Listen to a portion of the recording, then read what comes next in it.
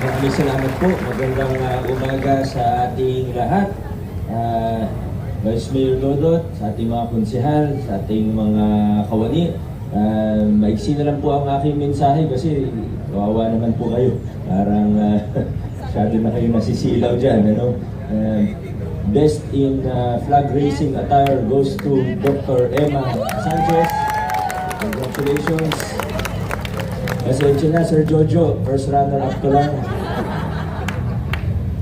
Bigyan na rin ako ng maiksing mensahe sa ating 900 plus na SPES para mamaya hindi na ako tawagin ulit.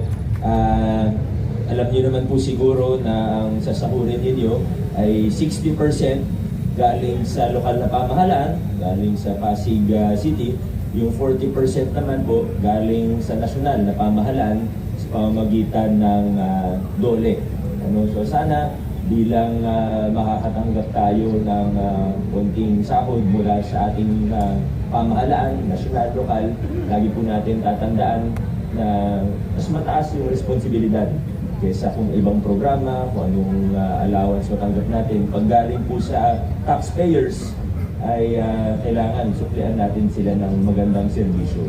Pero higit sa lahat, yung pinaka-importante dito sa SPES program natin, ay opo yung trabaho pero higit pa rin yung karanasan na makukuha nyo dito. So sana marami kayong matutuhan na maganda na magagamit ninyo sa inyong mga buhay, mga future ninyong mga career. So, maraming salamat at congratulations sa inyo.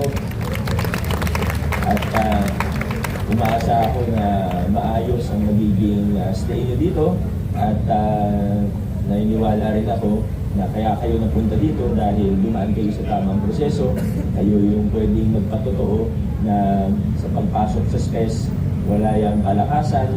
Sa kung ano yung proseso, first come, first serve po tayo dun sa mga kwalipikado.